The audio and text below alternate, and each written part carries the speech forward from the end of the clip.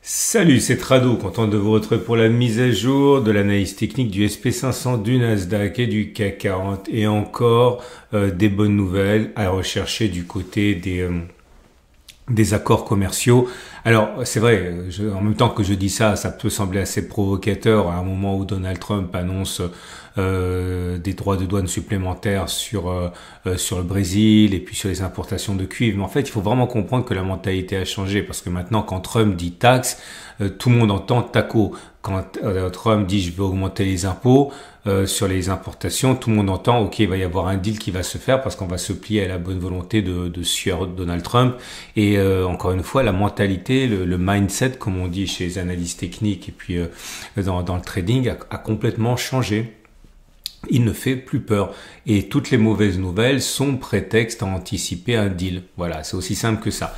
Du coup, on a inscrit un nouveau record historique en séance et en clôture pour le SP500. Regardez ça, hein, puisqu'on n'a jamais coté plus haut que 6290 et on n'a jamais clôturé plus haut que, voilà, à un point près, on a clôturé plus haut que le niveau de clôture précédent.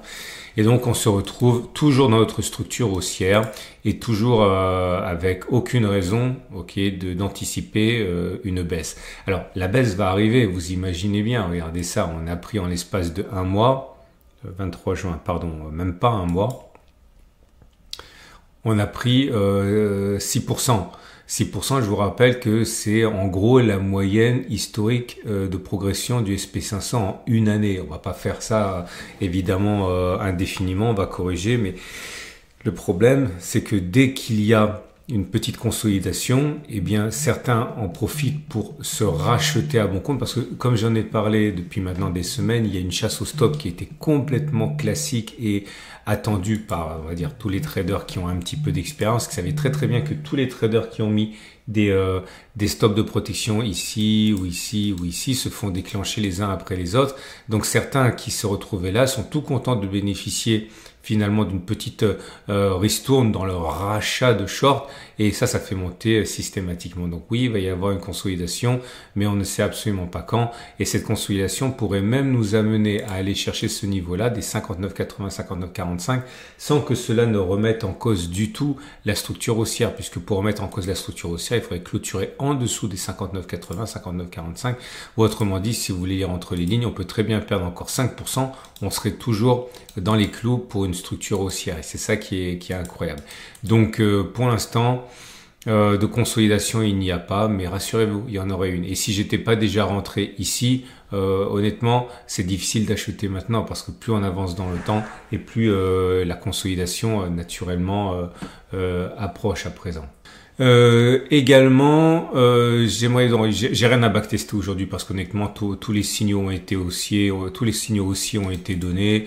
J'ai regardé aujourd'hui, c'est ce signal-là qui a, non je me trompe, j'allais dire c'est celui-là qui a atteint son objectif, mais c'est pas celui-là. J'allais dire le SAR qui a été cassé. L'objectif c'est d'aller faire une fois la distance au stop de protection de 47 vers le haut. On en est à 3,16, c'est pas ça dont je parlais. Je me rappelle plus ce dont je parlais. Bon, en tout cas vous l'aurez compris, c'est bien parti, même si ça va pas durer, c'est naturel. Donc la question à laquelle je vais répondre aujourd'hui, et c'est vrai que je l'ai déjà dit, mais bon, il y a toujours des nouveaux, donc il faut, comme je dis souvent, il faut faire attention à tout le monde hein, quand on embarque des nouveaux tous les jours. J'ai eu 3 messages plus ou moins liés sur ma vidéo d'hier, sur les commentaires YouTube. 2 qui me disaient Trado, tu prends quand exactement tes profits sur ce trade parce que ça va pas durer. Et un autre commentaire de la même veine, en gros c'est quand est-ce que je peux shorter l'argent, le silver parce qu'il va bien et ça va pas durer. Et dans les 3 cas, la première chose qui m'est venue à l'esprit, c'est la typologie des trades. Et je vais vous expliquer. En particulier, si vous êtes neuf, écoutez bien ce que je vais vous dire. Vous savez, je vais commencer par une analogie. On va parler de nourriture parce que c'est quand même mon domaine préféré. Vous savez, si vous voulez mettre du fromage, ok, vous faites une recette avec du fromage.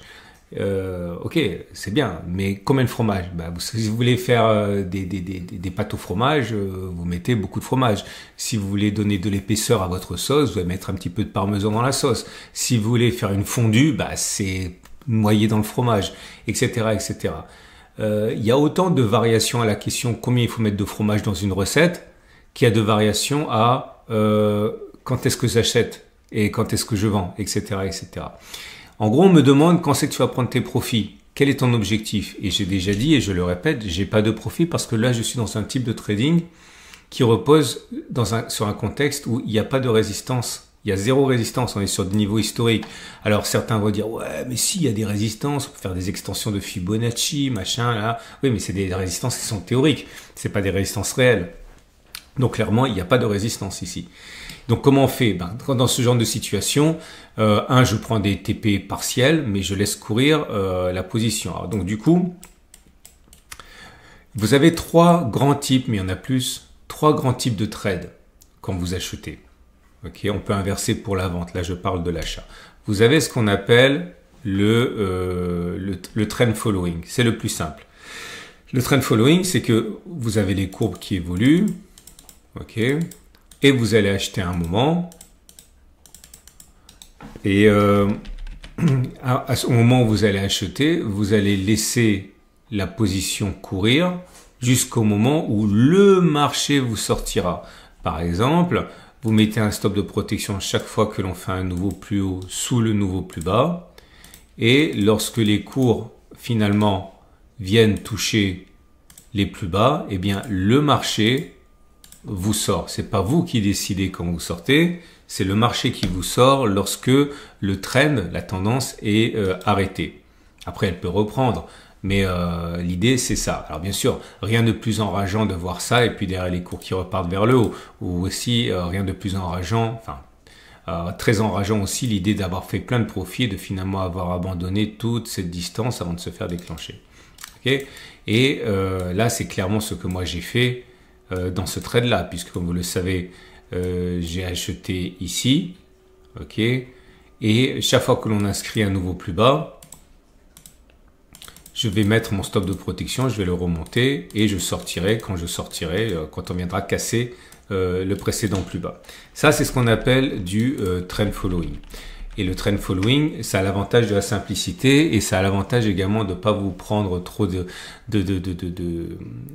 votre quiétude, de votre sérénité, puisque vous êtes décisionnaire de rien. Le marché, il sort quand il sort et ça peut donner des choses qui sont absolument fantastiques. Bon, vous avez des variations, comme par exemple utiliser le SAR pour votre stop. Hein. Bon, là, puisque je l'ai sous les yeux, mais vous avez plein de... Voilà, prenons cet exemple-là. Et vous voyez que si on était parti sur cette idée, ici, tant qu'on inscrivait des plus hauts, eh bien on restait. Et puis à un moment, on vient ici et le stop aurait été stoppé là. Ça, c'est du trend following. Okay. Après, vous avez ce qu'on appelle du swing trading. Le swing trading, c'est différent. Vous allez acheter à un moment, ok, et vous allez avoir un objectif qui est déjà fixé. Alors, ça peut être, imaginons que vous avez décidé, pardon, je fais n'importe quoi, d'acheter ici, et vous allez dire, ok, je vois que les cours sont en train de rebondir, je vais acheter maintenant. Je vais acheter là, j'ai un objectif qui est là, j'ai un stop de protection qui est là. Voilà, ça me donne un ratio gain-risque. Voilà, ça c'est du swing trading. Je caricature. Hein, okay. C'est-à-dire que déjà à la base, vous savez quand vous allez sortir, que ce soit avec un gain ou avec une perte. Bien sûr, on peut alterner, on peut prendre un petit peu de profit derrière et puis d'abord et puis laisser courir en trend following. Mais globalement c'est la même chose, c'est une combinaison des deux. Après, vous avez les trades de type correction des excès. Ça, c'est typiquement ce que je fais lorsque je vous dis voilà, il y a un setup Tradobull. Ok, donc là, par exemple. Si on prend un beau setup Tradobull qui a fonctionné dans le bon sens, alors le dernier c'était justement sur le CAC 40, je prends un setup Tradobull qui a fonctionné à la hausse, là, qui était merveilleux. C'est là, ok. C'était un très beau setup Tradobull, donc c'était une bougie qui était sortie hors des bandes de Bollinger. Une fois que l'on réintégrait les bandes une fois que l'on inscrivait un setup Tradobull sur une bougie entière sans contact, vous savez qu'il y a un excès. Cet excès est amené à être corrigé et généralement on va chercher la moyenne mobile à cette période, voire la moyenne mobile à 20 périodes. J'en ai déjà parlé, c'est pour ça que je vais vite. La M7 et la M20, ça a été fait. Ok, ça c'est du trading de très court terme qui repose simplement sur une correction qui représente des excès. Puis après vous avez le trading intraday, le scalping, c'est encore un autre animal. Ok, tout ce trading dont je vous parle, c'est des choses que j'ai faites et qui m'ont accompagné pendant des mois, voire des années. Hein. Notamment le scalping, je l'ai fait pendant 1 an ou 2 ans, 1 an même pas, j'ai arrêté parce que ça ne me correspondait pas du tout. Mais l'idée, c'est que vous n'êtes pas du tout sur les mêmes techniques. C'est que quand vous faites du scalping ou de l'intraday, surtout du scalping, vous êtes là pour faire du hit and run. C'est-à-dire, vous rentrez, vous prenez quelques points, vous vous cassez. Il n'y a pas de ratio gain-risque qui est généralement très mauvais. Pour tout le monde ne fait pas comme ça, mais je vous explique comment moi je faisais, c'est très courant. Ok, c'est du hit and run. Vous rentrez, vous prenez quelques points et vous sortez tout de suite. Vous profitez de l'impulsion. Et puis après, vous avez le trading de momentum, etc. Bon, vous avez plein de façons de faire. Moi, pourquoi est-ce que je vous raconte ça? C'est parce qu'on me dit à quel moment tu vas sortir. Ben, ma réponse, elle est simple. Ok, je ne sais pas. Je vais sortir. Quand je sortirai, j'ai déjà pris un TP1. Ok, je n'étais pas obligé de le faire, mais je le fais souvent avec du trend following lorsqu'on se rapproche d'une zone, on va dire un peu délicate. C'est pour ça que j'étais sorti ici. Ok, et puis maintenant je laisse courir et je sortirai a priori si on clôture en dessous de 59,80, donc c'est à peu près mon point d'entrée ici, mais j'aurais déjà fait un profit. J'envisage de prendre éventuellement un TP2. Vous savez quoi? Demain matin, je vais prendre un TP2, un petit, juste un petit pour la forme, ok, pour la santé. Je sais pas à quel moment ça va être. Mais là, je vais prendre, parce que je suis en train de regarder, ça fait quand même, ça fait quand même pas mal de progression. J'ai pas envie de tout laisser sur la table. Voilà, je prends un petit TP2. Pas un gros, pas aussi gros que le TP1, plus petit. Mais je laisse courir après. Voilà. J'espère que j'ai répondu à votre question. Si vous voulez en savoir davantage, ben vous avez ici sur la boutique, sur ma boutique, j'ai pas tout mis pour l'instant, mais vous voyez, c'est dont je parle.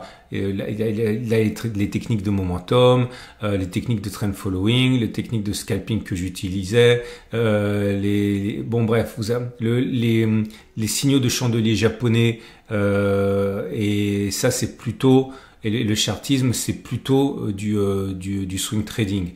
Les moyennes mobiles, c'est plutôt du trend following aussi, etc.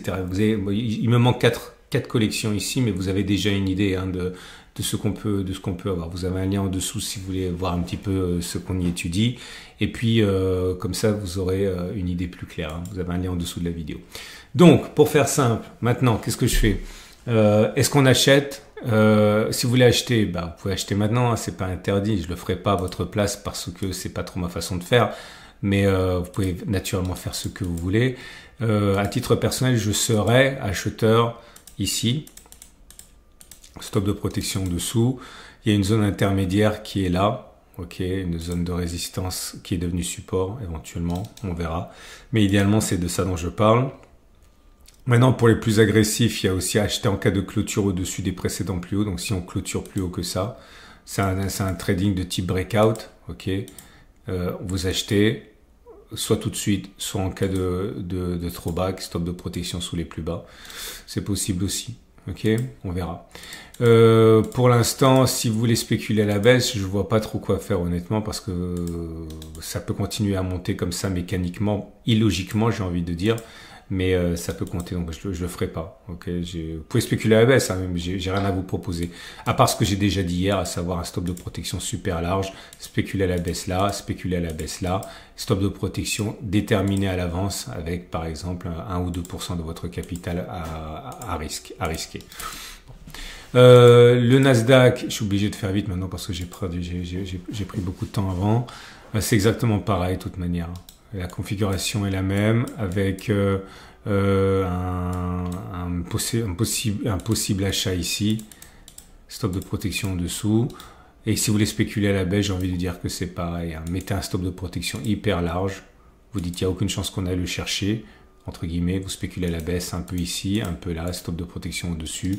Et puis votre objectif, c'est par exemple d'aller combler le gap. Ok, c'est jouable. Pour le CAC 40, c'est pareil. On est dans une situation, l'avantage du CAC 40 c'est que on a quelque chose au-dessus du nez là, donc là si j'avais dit je veux faire du swing trading, par exemple je pouvais acheter ici, dire ok je parie qu'on comblera pas ce gap, je mets un stop de protection là, ok, et je parie sur le fait qu'on ira chercher le haut. Donc en fait après il faut calculer un ratio gain risque, Ok, paf, paf, vous dites, oh, ouais, ça se tente. Alors vous attendez un setup, c'est toujours pareil. Si vous voulez spéculer à la baisse, vous pouvez le faire, hein. C'est un peu dangereux parce on est sur une lancée importante, mais vous pouvez très bien spéculer à la baisse, là aussi en 2 fois. Vous dites, je spécule à la baisse maintenant, je spécule aussi à la baisse ici, stop de protection large. Si jamais c'est déclenché, je perds 2% ou 1% ou 10%, c'est vous qui gérez. Je pense qu'un 2% max sur ce genre de trade, c'est possible. Et puis, vous pariez qu'on va combler ce gap avant de venir déclencher votre stop de protection. Le ratio gain-risque, il n'est pas génial ici, hein, mais bon, ça se tient. Hein. Le ratio gain-risque, faut pas ériger ça en religion. Hein. Enfin, je suis pas de ceux qui le font en tout cas, puisque voilà, pour gagner de l'argent, il faut bien sûr le ratio gain-risque, mais aussi il faut aussi comparer au taux de succès. Hein. Voilà, c'est terminé, j'ai été assez long. Je vous souhaite une excellente journée, je vous remercie pour votre fidélité. Faites un tour du côté éventuellement des vidéos de la semaine sur les ETF. Il y a un très bel ETF qui a très bien cartonné, ici c'est le Vietnam. Bref, regardez l'onglet post de ma chaîne YouTube pour en savoir davantage. Et puis les cryptos qui s'envolent. Hein. Okay. À demain pour la mise à jour.